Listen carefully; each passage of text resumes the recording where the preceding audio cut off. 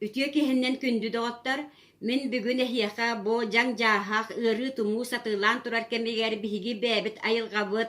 Ünnerbit otun mahın, sirinahın komuyan kahanan bebit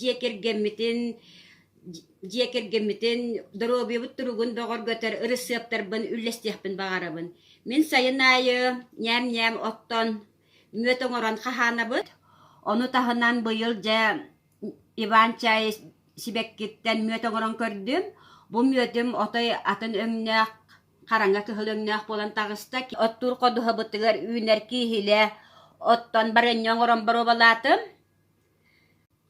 Dülhün Sibekkitin emin yaktırınan bu barenyon oran barobalatım.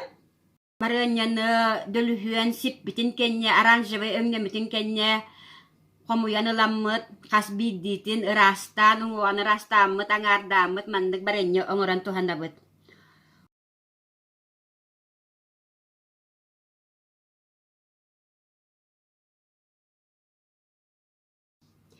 Bu yıl kuyar sitimitten kören bu kıtıan otuttan balzam ongohun nubut. Mana haydak ongor bupu min biliginde hiyaka kördürüyen.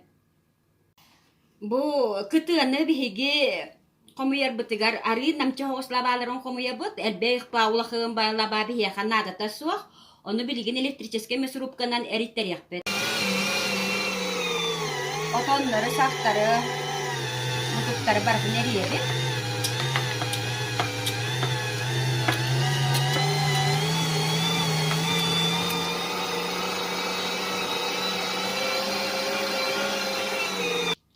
Ihikka kutabıt.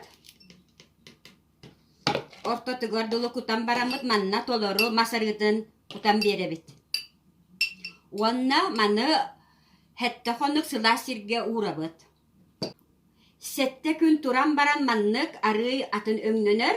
Sırazı onu bul hette konuran baramıt manı bihigi sidilen olabıt. Arıtın ıgan taharabıt. Bu tumuga sötölgö wanna sühüyak ırılargar kıtta tuhalir masika kutammıt urunan kähjähpet.